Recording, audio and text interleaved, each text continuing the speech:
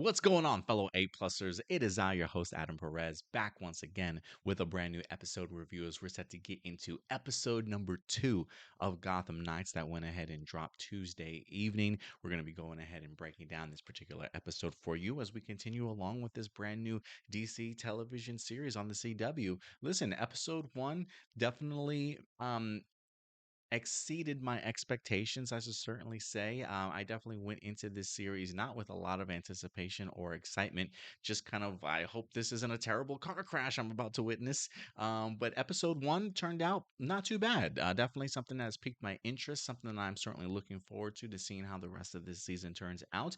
And episode 2 turns out to be just as solid. A great little cliffhanger, if you ask me, towards the very end of this. And I'm continuing to enjoy how they showcase the Court of Owls. So I'm very much invested in sort of this mystery as Turner continues to find out more things in regards to his father. So we'll see how the remainder of this season goes. Again, not a great episode. I definitely have my cons, some questions, but definitely more pros than cons for me when it comes to this episode. So guys, let's go ahead and get into this episode, shall we? So, a couple of pros. Really like the way that they're kind of showcasing the Talons. Very intimidating, if you ask me, when it comes to the Court of Owls. You know, the way that they shot one of the scenes in here as Duela is running away in slow motion. It kind of sort of portrays like that horror antagonist, you know, that slow moving killer. It doesn't matter how fast you run or where you go, is seemingly sort of always right behind you, right? So I really dig the way that they showcase the Talon in here to a certain extent. If there is any other con that I might have, did Turner and his friends, incapacitate this Talon a little bit too easily? Maybe. I mean, look, at the end of the day, it's cool that Turner is skilled in not only martial arts but fencing. But come on, like if Bruce Wayne himself honestly couldn't go ahead and take this Talon out before he was thrown out of a freaking window in a building, it's a little bit hard for me to believe that Turner or a Robin and maybe a couple of his friends can go ahead and single-handedly kind of take this guy down. I mean, because Turner for the most part was really holding his own. So the one-on-one stuff, not super believable, but maybe if you can distract Homeboy with like 4 or 5 people, maybe you got the opportunity to knock him on his ass and sort of run away, sort of thing. So at moments of believability, other moments it's like this same guy that possibly killed Bruce, who knows? I can't really see Turner holding his own against him unless the guy was literally just kind of playing cat and mouse and just seeing what Turner was certainly all about. But regardless, I am impressed with the way that they've kind of showcased the Talons to be very much intimidating. I continue to really enjoy the strong characters in here. Duela continues to win me over. I really appreciate Carrie Kelly, especially now that I know that she's got a little bit of a secret of her own. She's definitely one of my honorable mentions in the sense of sort of ripping out the last pages of Bruce's diary. Clearly, she either knows something that she doesn't want Turner to certainly find out, and clearly maybe it's something that Bruce didn't want him to necessarily find out. So what is the secret that Carrie Kelly is certainly keeping from all of us? I definitely want to find out, but I'm continuing to enjoy the characters. You know, the Rowe siblings in this episode felt a little bit more natural to me than certainly the pilot. Still a big fan of Harper. The brother might need to certainly take some time to certainly grow on me. And I'm kind of enjoying the little tease of the bond that they have between Turner along with Duela, who seems to be like, there's really no romances that we've seen sort of established within the first episode. Maybe that's something that they're trying to hint towards, maybe for Turner and Duela. How could the son of Batman and the daughter of Joker ever possibly be interested or get together, sort of thing? I am kind of curious if that's something that they're leading to, but who knows if Turner's even interested. I really have no idea. But I also enjoyed the cliffhanger in this episode. I think that's probably like very staple when it comes to DC television shows on the CW, you know what I mean, leading into sort of the next episode. So while I thought the first half of this episode was a little slow, slow, a little drag out. I do feel like the second half of this got much more compelling to me. The moment that they actually have to break back into Wayne Manor in order to go ahead and find, just Bruce's diaries, learn a little bit more about what they can in regards to the Court of Owls and possibly the connection that he has to Bruce. So the first half, again, a little bit slow. Second half definitely seemed to pick up for me. But those are some of my pros and cons for this week's episode. So let's just kind of talk about some of the characters in here that really jumped out at me. First, definitely in regards to Turner Hayes, the breaking into the manor once again, wants to find proof for a bigger connection towards the Court of Owls, and needs to break back into Wayne Manor in order to do that. And he winds up using the help of Carrie and the others.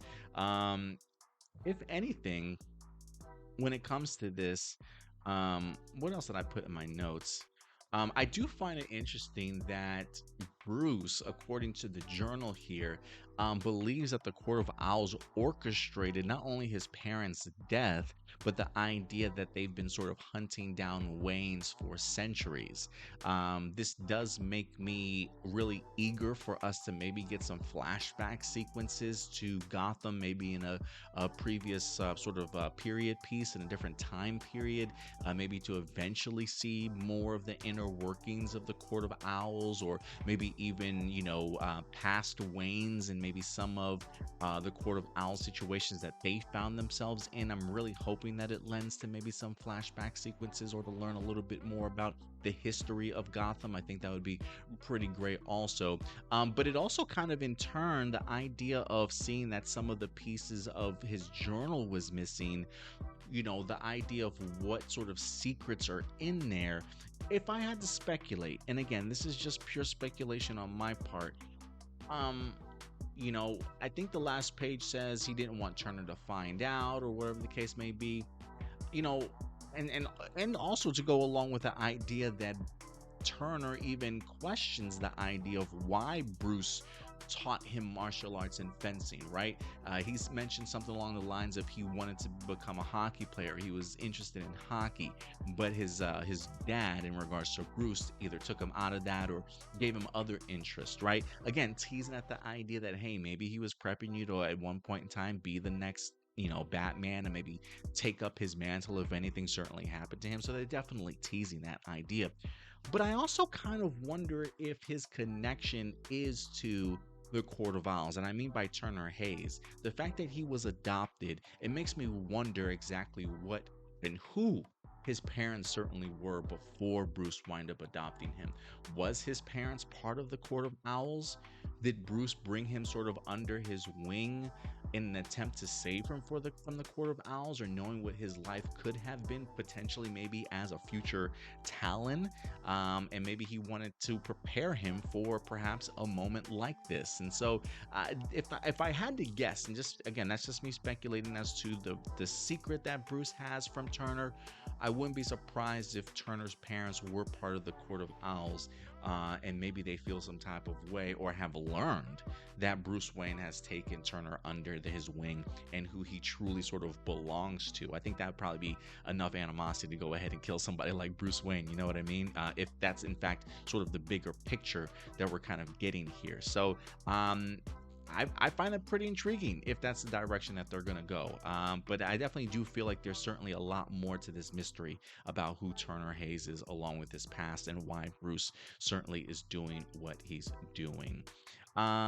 Let's see here. What other moments that I have from that? Again, despite the idea of the Talon really kind of being underwhelming in the sense of not being able to handle Turner on his own, from an opposite perspective, it was pretty cool to be able to see Turner handle himself. I'm just thinking to myself, this guy wasn't trained for this. And then I'm like, oh, wait a minute. Well, he was doing fencing, so he probably can hold his own to a certain extent. But I'm at least glad that the Talon like cut his arm up or something. You know what I mean? Like got some blood out of this guy, because there's no way he's walking away sort of unscathed. You know what I mean? So I thought that was pretty interesting. But yeah, I thought that was pretty cool. Yeah, I also had Turner questions if his dad had any other plans for him, because it certainly came in handy. Let's see here. The other person I definitely want to talk a little bit about is Duela. I put Duela on the run. Clearly wants to leave Gotham and leave Turner and Carrie behind to sort of fend for herself. Claims she's kind of been abandoned more times to realize no one's sort of coming to save her. And so she winds up abandoning everybody in this episode to kind of go ahead and get some easy cash on the side so she can kind of live on her own and run off by hawking the Bruce Wayne watch that has the Court of Owls sort of insignia engraved certainly on the back. Come to find out, she's been double crossed also, only to confront the Talon sort of face to face. And this is an interesting concept for me in here, in the sense of Dula leaving people behind, somebody like Turner convincing the rest of the group like, hey, we need her. And I kind of really even appreciated sort of the sit down conversation that she winds up having with Turner towards the end after they do come and save her ass for running off. I love the fact that it's the Rose that tell her like, hey, we weren't the one that suggested to go and save you, that it was in fact Turner. Clearly he's got some sort of soft spot for you, or believes that you guys are better in numbers than doing things singularly. And that's exactly what he winds up mentioning to Dula in here, and the fact that, look, you would have been dead a long time ago if you hadn't stuck with us. You know what I mean? So the fact that you're alive, you should certainly be a little bit more thankful for that, and maybe you shouldn't run off on your own anymore. I mean, maybe the idea of rolling in a pack and having a group of people to support you is probably the best way to go, because the idea of you being out there on your own, you're not going to survive very long, as we can certainly see here. But one of the things also that I find intriguing about Dula is her own personal arc and story, and it seems very much teased in here by Turner, the sense of really her having to find her self-worth again, knowing her sort of value, in the sense that people do care for her. Clearly Turner and the rest of the gang care for her in some capacity. They came back to certainly save her. But for somebody like Dula, who again grew up in Arkham Asylum, the Joker kind of left her, who knows what her relationship with her mom was certainly like, she really hasn't had that support system in her life, and has really had to sort of rely just on herself. So the idea of having to rely on others, or to think that she's worthy of being in a group or being cared by other people, maybe because her childhood wasn't necessarily the most caring situation she found herself in. It'll be interesting to kind of see the daughter of the Joker have that sort of emotional character arc, to kind of see what that changes her into by the end of the season. So that's something that really fascinates me. And the more that she continues to be impressed with Turner and what he's capable of doing, it should be pretty fun to kind of see if anything grows from the little teases that we wind up having in here. I did have a little honorable mention for Carrie Kelly, which we talked about her motives in regards to keeping secrets from Turner. I kind of even appreciate the fact that she's trying to juggle AP history classes, or her regular high school classes, along with also being a vigilante and helping things out. So I thought that was pretty neat. If I did have another con in here, can we just talk about the GCPD for a little bit? I'm still not impressed, man, with Misha Collins, and that's a little bit of a bummer. Harvey Dent, listen, I almost like Harvey Dent just feels as district attorney bland as you could possibly get, right? If anything, I want to see Misha Collins get to the point where that Two-Face persona is coming out, or he really starts dealing with his own kind of story arc. Because right now, to me, Misha Collins is just playing generic detective, and I definitely would like to see a little bit more of the Harvey Dent Two-Face side. And again, maybe that's something we have to wait a little bit longer for. But as of right now, I haven't really necessarily cared for the story, with the exception of the Court of Owls literally mailing the heads of his GCPD task force officers to them with their cell phones. I mean, talk about a reveal. You trying to contact somebody and you're like, where's the phone ringing from? And you open it up and it's attached to somebody's dead head. Just crazy. The Court of Owls are really making an incredible statement, if you ask me, in here.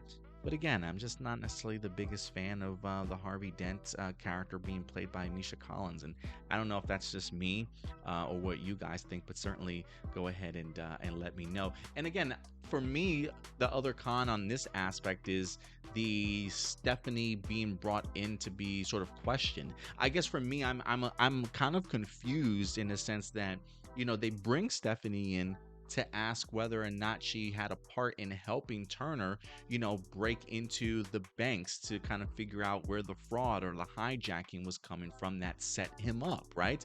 The way that she talked about it, I don't want to talk without an attorney, almost like if she were to tell them that she helped them out, that would almost be an accomplice to a crime and she would be sort of handcuffed and taken away, right? So the fact that she doesn't say anything, but yet her classmate, her homeboy, comes in to take the fall for her, saying that he knew that Turner had asked her to do that, but instead of having her do it, he did it, and yet he walks free.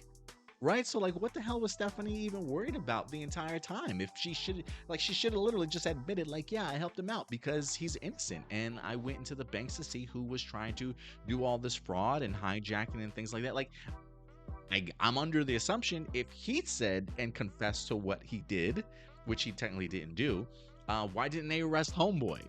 So that was just a little bit of a head scratcher. Like you admitted to the crime, but you're scot free.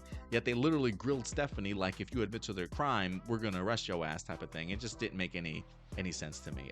So the GCPD stuff again is really not the aspect of this show that I'm connected to or really care too much about. It's really the Court of Owls, and along with the rest of the strong characters that are surrounding Turner in here, that truly have my attention. So I don't know what's going to happen to Stephanie Brown along with her classmate in here. I'm curious. Are they dating each other? Are they seeing each other? Is he kind of interested in her? Is that why he kind of took the fall? Stephanie and Turner aren't really giving off relationship vibes with one another. They look like they're very much platonic friends with nothing to necessarily have to worry about in that regard. So we'll see how the rest of these characters certainly play out. Stephanie continues to be interesting to me. But again, the GCPD stuff, I don't really necessarily care too much about, but I'm fascinated to see where this journey certainly takes us, guys. Yeah, let me know your thoughts. What did you guys think about this particular episode? And listen, if there's anything that I missed, Easter eggs, storyline details, character points that you guys want to further continue talking about, please go ahead and let me know your guys' thoughts in the comment section box below. And let me know what you guys thought about this episode. But until then, do me a big favor as always, guys. Take care of yourselves, take care of each other, and keep it A+. I'll talk to you guys later. Bye.